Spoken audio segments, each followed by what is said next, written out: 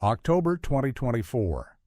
The Utah desert had witnessed many floods over the decades, but this one was different. As the muddy waters receded from a remote canyon off Highway 89, construction crews assessing the damage made a discovery that would rewrite a 31-year-old mystery. 200 feet below where the surface used to be, partially exposed by the violent churning of the flood, sat the twisted metal frame of what appeared to be a recreational vehicle. The crew supervisor immediately called authorities when he spotted something through the shattered windshield that made his blood run cold. Before we begin the story, write in the comments which city you're from. We're very interested to know where you're watching our video from. Don't forget to subscribe to the channel and leave your rating. The Mitchell family had been missing since August 15, 1993. Robert Mitchell, 42, owned a successful construction company in Salt Lake City. His wife, Sarah, 38, taught third grade at Mountain View Elementary. They had 2 children, and that summer they had decided to take a family vacation to the Grand Canyon. It was supposed to be a celebration. Robert's company had just landed its biggest contract yet, and Sarah had completed her master's degree. The gleaming white RV they had purchased just months before was their pride and joy, a symbol of their American dream finally coming true. The morning of their disappearance had started like any other vacation day. Security footage from their neighborhood, grainy and black and white, as was typical for 1993, showed them loading the final supplies into the RV at 5:47 a.m. Their neighbor would later recall Robert checking the tire pressure one last time, while Sarah made sure the windows of their house were all locked. The children could be seen through the RV windows, already settling in for the long drive ahead. At 6:15 p.m. that evening, they stopped at a gas station just outside of Kanab, Utah. The attendant who served them was a 19-year-old named Jake Torres. He would later become one of the most helpful witnesses in the initial investigation, providing detailed information about the family's final known hours. Jake remembered them clearly because Robert had asked him about road conditions ahead, mentioning they wanted to catch the sunset at the North Rim. Jake had suggested they take Highway 89, assuring them it was the most scenic route.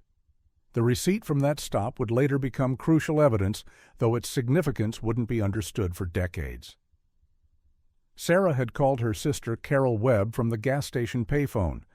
Carol, then 22 and living in Las Vegas, recalled the conversation vividly. Sarah sounded excited, talking about how the children were enjoying the trip and how Robert seemed more relaxed than he had been in years. Carol mentioned she was planning to fly to Vegas that weekend for a work conference, and Sarah had laughed, saying they might stop by on their way back if they had time. It was the last time anyone in the family would hear Sarah's voice. Derek Lawson had been Robert's business partner for 3 years. At 24, he was ambitious and intelligent, having graduated from business school just before joining Robert's company. The partnership had been profitable for both men, with Derek handling the finances while Robert managed operations. On the day the Mitchells departed, Derek was supposedly attending a construction industry conference in Denver. He had called Robert's mobile phone at 7:15 p.m., leaving a message about a potential client who wanted to meet the following week. Phone records confirmed the call was made from a Denver area code, though the technology of the time couldn't pinpoint exact locations. The last confirmed sighting of the Mitchell family came from Marcus Bell, a long-haul trucker who had been driving the same stretch of Highway 89 for 15 years. At approximately 7:30 p.m., he passed a white RV matching the description of the Mitchell vehicle. He remembered it specifically because the RV had been driving unusually slowly, well below the speed limit, and he had to wait for a safe spot to pass. Marcus noted the time because he was running behind schedule and was checking his watch frequently. He would later testify that the RV seemed to be functioning normally, with no visible signs of distress or mechanical problems.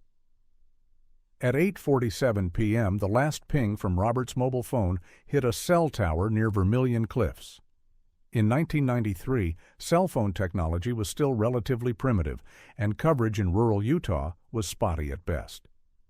The fact that there was any signal at all in that remote area was somewhat unusual. After that final ping, the Mitchell family simply vanished. No credit card transactions, no phone calls, no sightings. It was as if the earth had swallowed them whole, which, in a tragic sense, is exactly what had happened. The initial search efforts were extensive. Local law enforcement, aided by volunteers from the community, scoured the highways and back roads. The theory was that the RV had gone off the road somewhere, possibly hidden by the desert vegetation. Helicopters flew grid patterns over the canyons. Search dogs were brought in. But the vast Utah desert kept its secrets. After 3 weeks of intensive searching, the efforts were scaled back. The case remained open but cold, one of dozens of missing persons cases that haunted the region. Jake Torres, the gas station attendant, had been particularly helpful during those early days. Despite being young, he seemed to have a remarkable memory for details.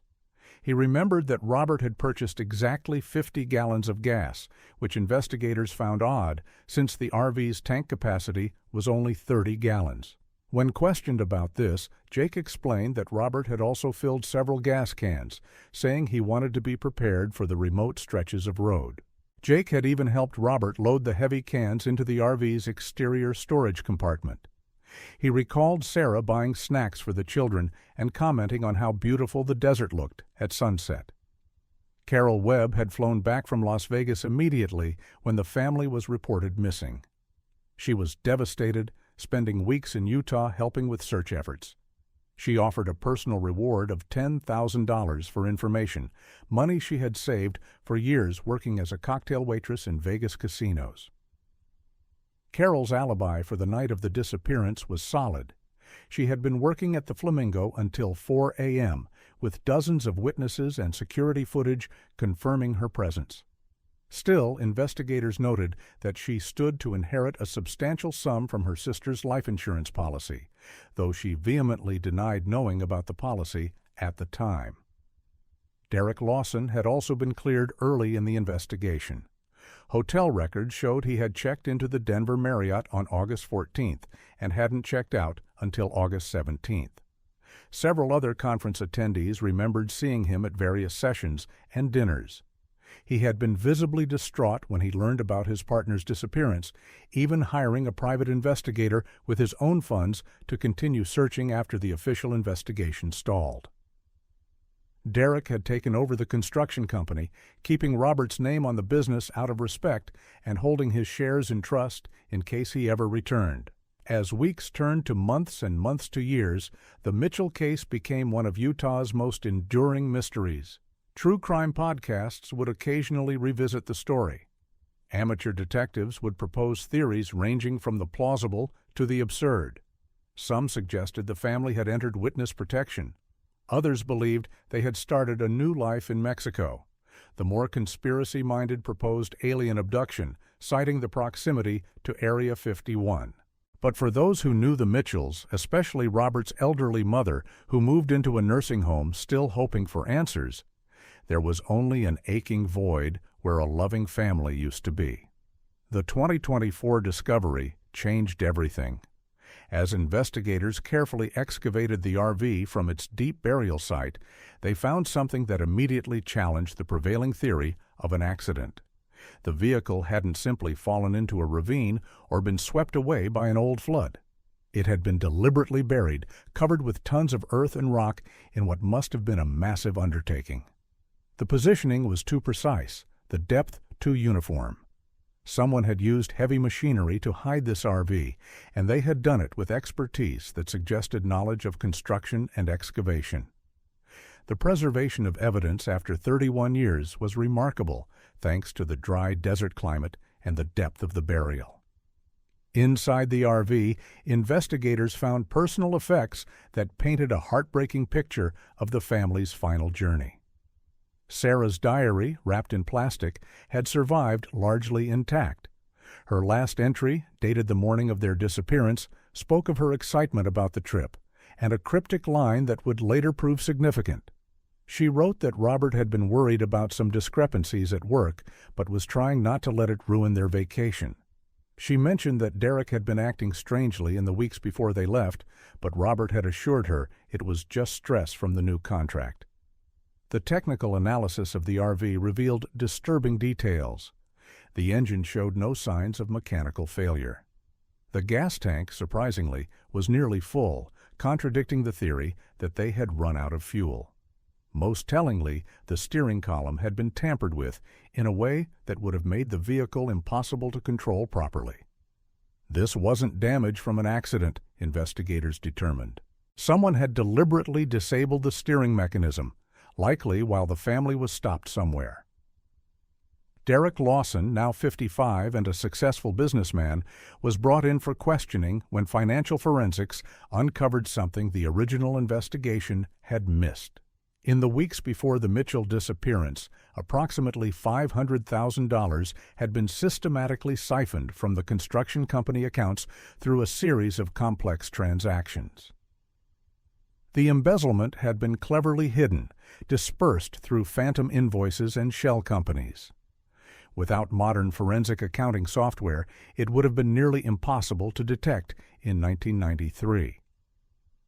Robert's discovery of these discrepancies, mentioned in Sarah's diary, suddenly took on new significance. The investigation into Derek's alibi began to unravel under modern scrutiny. While hotel records did show he had checked into the Denver Marriott, a deeper dive revealed inconsistencies. The conference he claimed to attend had indeed taken place, but registration records recently digitized showed he had never actually registered.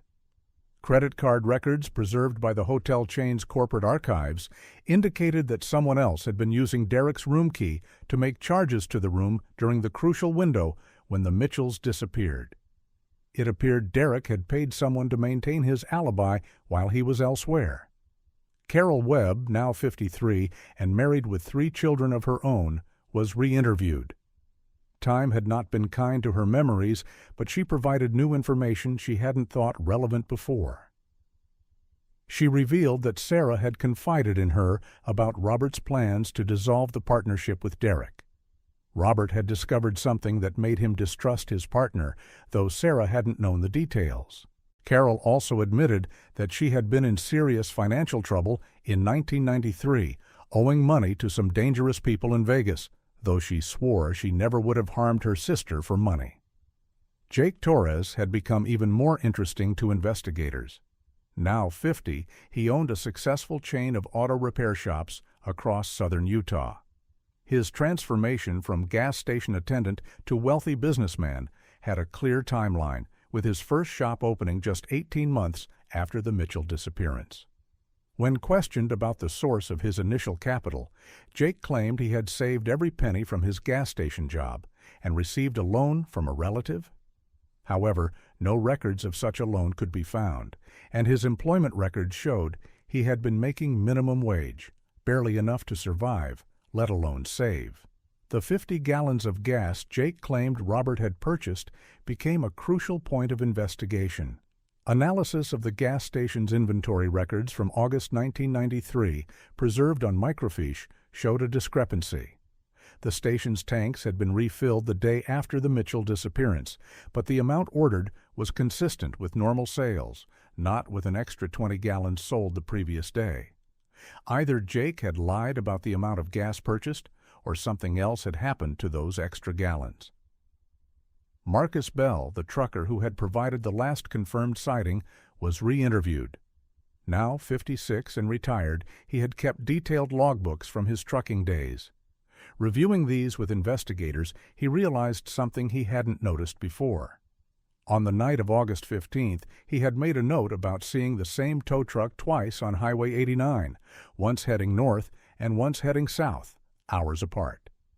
At the time, he hadn't connected it to the Mitchell case, but now he wondered if it could be relevant. The tow truck, he remembered, had belonged to the garage that serviced the gas station where Jake worked. Phone records from 1993, recently digitized as part of a telecommunications company merger, revealed something stunning. Jake's pager, which he claimed to have lost years ago, had received multiple messages on the night of August 15th. The numbers, when decoded using the pager code common among young people in the 90s, appeared to be coordination messages. Even more damning, several of these messages had come from a payphone at the Denver Marriott during the exact time Derek was supposedly attending conference sessions. The VHS camcorder found in the RV contained footage that had survived the years. The family had been documenting their journey, and careful analysis of the background in several shots revealed something investigators hadn't expected. Jake Torres appeared in the background of footage taken at 2 different stops before the gas station, suggesting he had been following the family for some time. In one shot, taken at a rest stop 50 miles before Kanab, Jake's tow truck could be clearly seen parked nearby, though the family seemed unaware of his presence. The work schedule alteration that had seemed like a minor detail in the original investigation now took on new importance. Jake had originally been scheduled to work until 11 p.m. on August 15th, but the schedule had been changed, showing his shift ending at 8 p.m. The alteration appeared to have been made after the fact, with different ink and handwriting. When confronted with this evidence, Jake's former manager, now in his 70s, admitted that Jake had asked him to change the record a few days after the Mitchell disappearance, claiming it was for insurance purposes related to a minor accident. Tire tracks preserved in the desert mud near where the RV was found provided another piece of the puzzle. Modern analysis techniques not available in 1993 allowed investigators to match these tracks to a specific type of heavy-duty tow truck tire, the same type used by the garage where Jake had worked. The tracks showed a clear pattern. The tow truck had backed up to something heavy, likely the RV, and then pulled forward, suggesting it had been towing something into the canyon. The construction equipment rental logs that had seemed routine in the original investigation revealed their significance. A large excavator had been rented the day after the Mitchell disappearance, paid for in cash by someone using a fake ID. The rental agency's old security footage was long gone, but the employee who had handled the transaction remembered it because it was unusual for someone so young to rent such expensive equipment. His description, viewed now with 31 years of hindsight, matched Jake Torres perfectly. As investigators assembled these pieces, a disturbing picture emerged. This hadn't been a crime of passion or a random accident. It had been carefully planned and executed by multiple people working together. The question was no longer just who had killed the Mitchell family, but why such an elaborate plan had been necessary, and how deep the conspiracy went.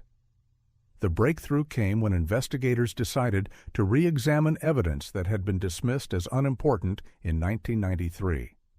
Among the items recovered from the RV was Robert's Rolex watch, which had stopped at exactly 8:47 p.m. Initially, investigators assumed this marked the moment of impact or burial. However, forensic analysis revealed something extraordinary. The watch hadn't stopped due to damage. Someone had manually pulled out the crown and set it to that specific time. The internal mechanism showed no signs of the trauma that would accompany a crash. Someone wanted investigators to believe the incident occurred at 8:47 p.m. But why? The answer lay in Jake Torres's carefully constructed alibi. By claiming his shift ended at 8 p.m.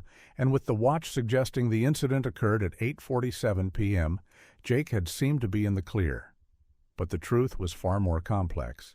The real timeline, painstakingly reconstructed through evidence and witness testimonies, showed that Jake had actually left the gas station at 6:30 p.m., shortly after the Mitchells departed.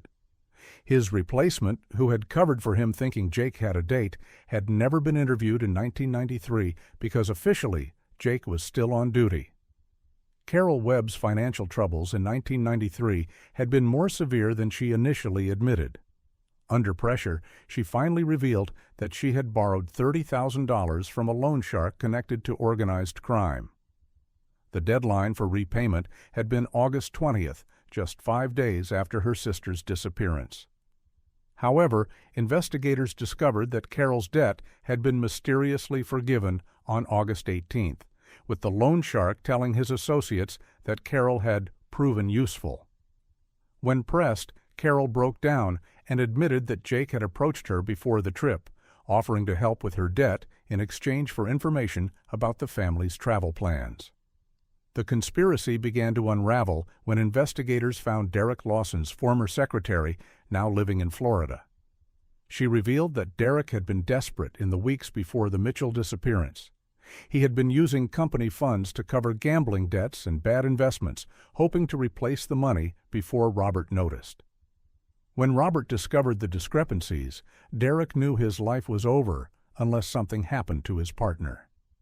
The secretary had kept quiet all these years out of fear, but with Derek already under investigation, she finally felt safe enough to speak.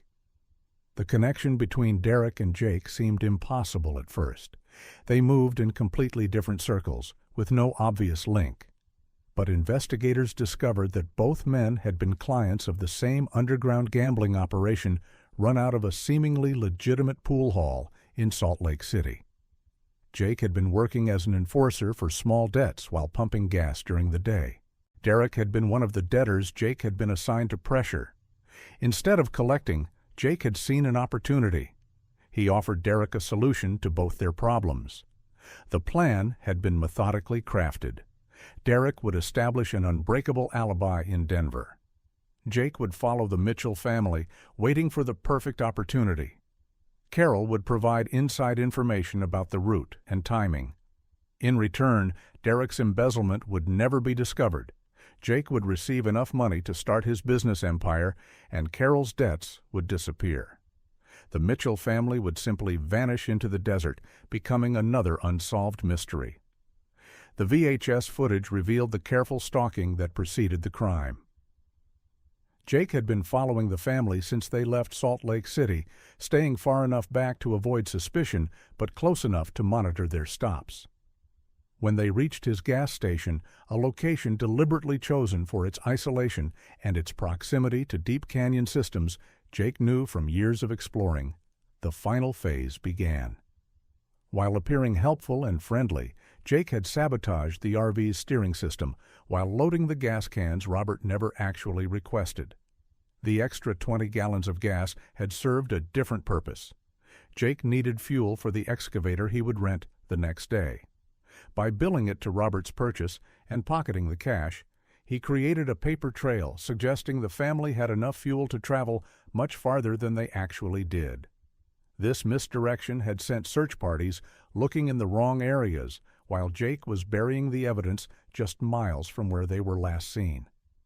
Phone records revealed the coordination between the conspirators.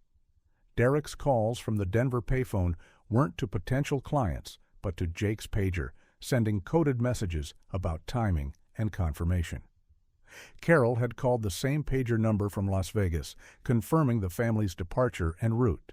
The trio had communicated through a system of numerical codes that seemed like gibberish to investigators in 1993, but were easily deciphered with modern cryptographic software.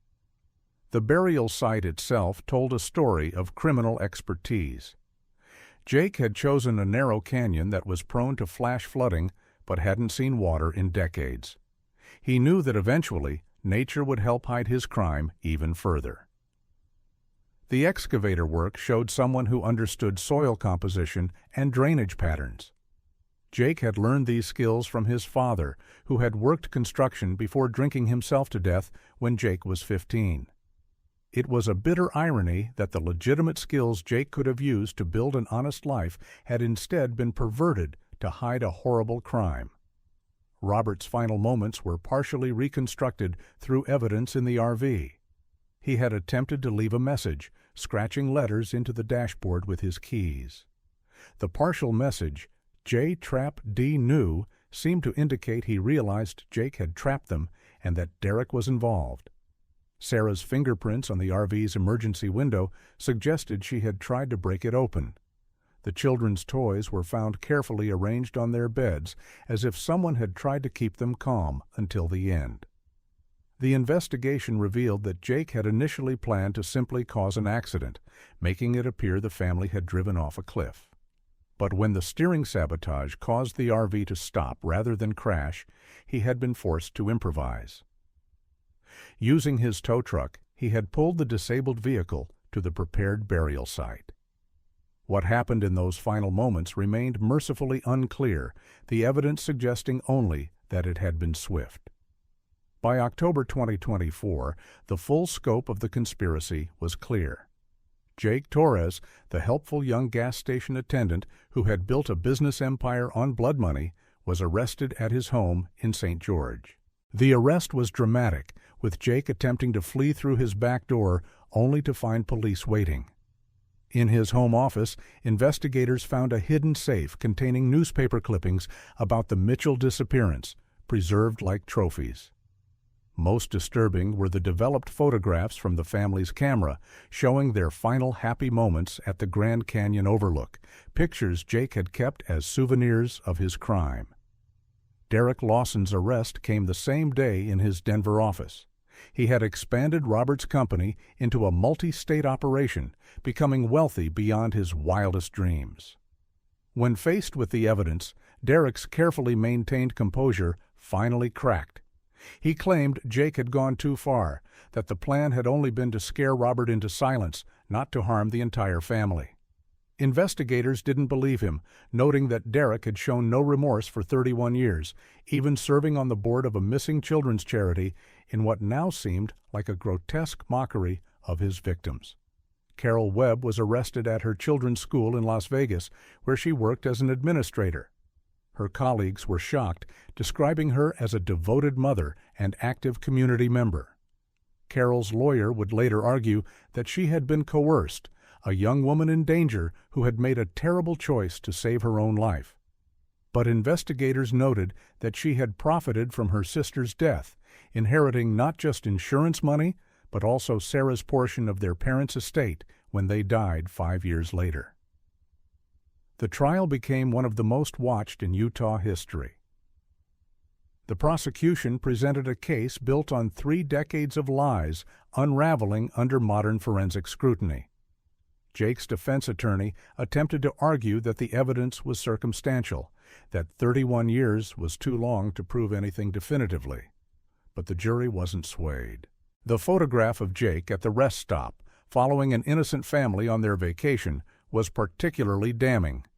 His own success, built on the foundation of his crime, became evidence against him. Derek Lawson took a plea deal, testifying against Jake in exchange for a reduced sentence. His testimony revealed additional details about the planning, including backup plans if the first attempt failed.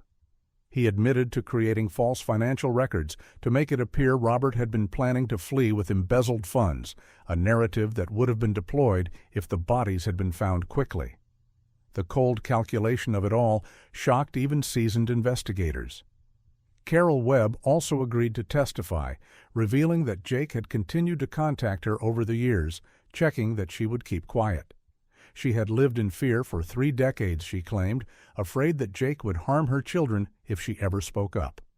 Whether this was true or an attempt to gain sympathy, it painted a picture of Jake as someone capable of long-term intimidation and control. The sentencing phase brought unexpected moments of humanity. Robert's mother, now 89 and in failing health, was wheeled into the courtroom. She looked directly at Jake Torres and said simply that she forgave him, not for his sake, but so she could die in peace. Jake, who had remained stoic throughout the trial, broke down sobbing. It was the first genuine emotion he had shown, though whether it was remorse or self-pity remained unclear. Jake Torres received 4 consecutive life sentences without the possibility of parole. The judge noted that the elaborate nature of the conspiracy, the involvement of children as victims, and the 3 decades of deception warranted the harshest possible sentence. Jake was 50 years old. He would die in prison. His business empire was liquidated, with the proceeds going to a trust for missing persons investigations. Derek Lawson received 25 years with the possibility of parole after 15.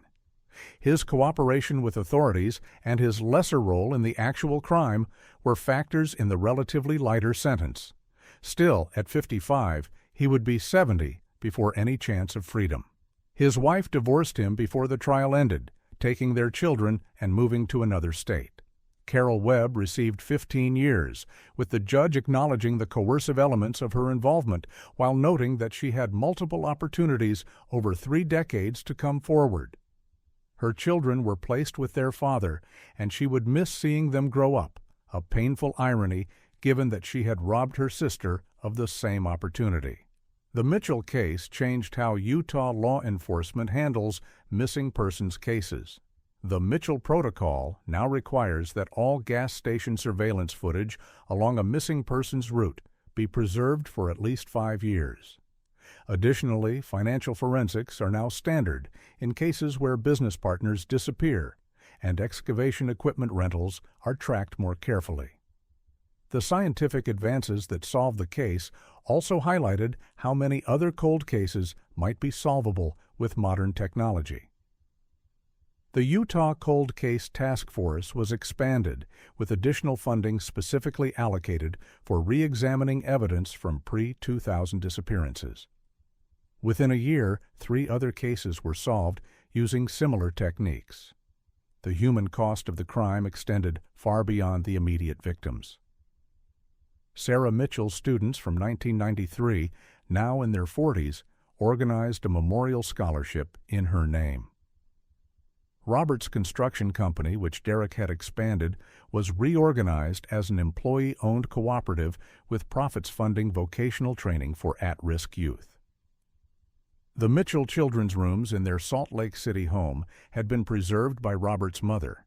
They were donated to a museum dedicated to missing persons cases. Jake Torres's children, who had grown up believing their father was a self-made success story, struggled with the revelation. His eldest son published an open letter apologizing to the Mitchell family and donating his inheritance to victims' rights organizations. Jake's ex-wife revealed that she had suspected something for years, noting his obsession with news about the Mitchell case and his strange reaction whenever Utah's missing persons were discussed. The final twist came when investigators searched Jake's properties more thoroughly. In a storage unit he had rented continuously since 1994, they found detailed journals. Jake had documented not just the Mitchell crime, but plans for others that were never executed. The journals revealed a deeply disturbed individual who had seen murder as a business transaction, victims as obstacles to success. Psychological experts who reviewed the writings classified Jake as a psychopath who had hidden his nature behind a mask of small-town charm. The discovery of the Mitchell family brought closure, but not peace. The horror of their final moments, even without graphic details being released, haunted the community. The fact that 3 people had conspired to end 4 innocent lives for money seemed to represent a fundamental betrayal of human decency. The case became a cautionary tale about greed, desperation, and the dangerous combination of intelligence and moral vacancy. In the end, the flash flood that exposed the Mitchell family's RV was seen by some as divine intervention, nature itself refusing to keep such a terrible secret any longer. Others saw it as pure chance, a random meteorological event that happened to bring justice 3 decades late. Either way, the truth had finally emerged from its deep burial, bringing with it a reckoning that none of the conspirators had expected to face. The Mitchell family was finally laid to rest in a ceremony attended by hundreds. Their original graves had been empty, marked "Missing, Presumed Dead," with the date of their disappearance. Now, those markers were replaced with ones bearing their actual date of death and a simple inscription: "Truth prevails." As the desert sun set over the cemetery, the same sun they had hoped to watch from the Grand Canyon 31 years earlier, there was a sense that while justice had been delayed, it had not been denied. The case files, spanning 31 years and filling dozens of boxes, were sealed and archived. But the lessons learned, the techniques developed, and the protocols established would continue to help solve cold cases for years to come. The Mitchell family's tragedy had, in its resolution, created tools that would bring other families the closure they desperately sought. It was a small light in a very dark story, but sometimes Small lights are all we have to guide us through the darkness of human cruelty.